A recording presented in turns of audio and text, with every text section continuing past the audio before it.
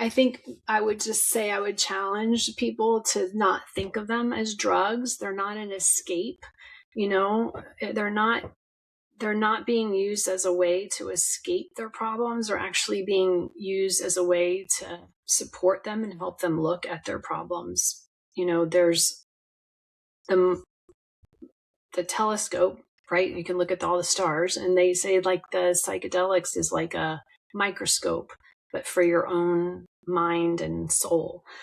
And so I don't know. They're plant medicines. God put them on this earth. And I know, and I can hear a psychiatrist friend of mine that I talk to, and he's like, well, there's also natural stuff that's poison that God put on this earth. Well, but that's our discernment as human beings. We use discernment to know what's bad for us and what's healthy for us. And, these plant medicines that he's put here are healthy for us, So that's what I would say. Yeah, I also think it's really important that people look at the historical arc of psychedelics, like you mentioned. And I'm not trying to dive into conspiracy theory land, but for a variety of reasons, some that are documented, I'll throw out there MK Ultra and a few others.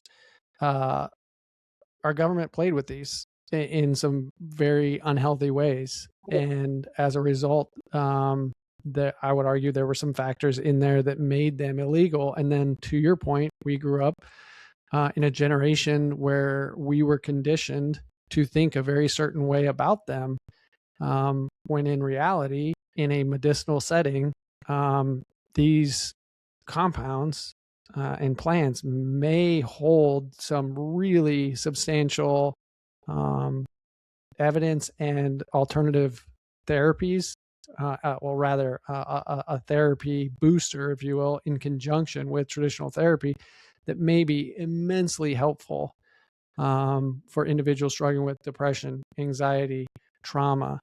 And so neurological disorders now too, Yes. because of the healing potential in the brain. Yeah, and one of the things you hit on, so my mind went in 1,000 directions, and I was thinking about a couple of our other guests that we've already talked about, and I was like, oh, I should ask Cammy about that. But one of the things that I just want to highlight to the listeners is, as a counselor educator, I'm constantly educating young clinicians, and Dan Siegel's work, he talks about this. He's a professor, he's a psychiatrist, but professor emeritus out at UCLA. And he talks about, when you look at the DSM, which is our diagnostic statistical manual, most disorders are either the mind being too rigid, right? So you can think about anxiety, yes, right? Or too chaotic, right? Where, thoughts are out of control. And these are the two sides of the river, as Siegel talks about, or a combination of a mixture of two, like post-traumatic stress, where we're hyper-focused, we're very rigid about our surroundings, but our internal world can be very, very chaotic for those struggling with it. And so ideally, he talks about this idea and integration. I know in the psychedelic community is integrating what you've learned into your daily life, but integrative thinking is what Siegel talks about, and the ability to be ultimately health is found in flexibility, right? Not too rigid, not too chaotic. And so absolutely, if these medicines can help individuals become more loose or a little bit more rigid in whatever capacity they need.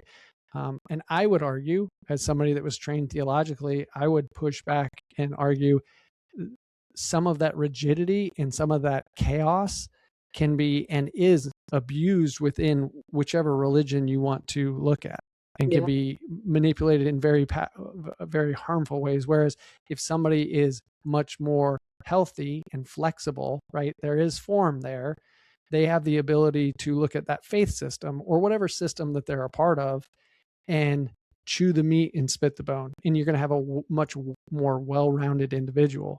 And I would argue probably a better relationship with whoever their God is, as opposed to somebody that is hyper rigid and then letting them pick and choose the things that support that rigidity in whatever worldview they may have. Right.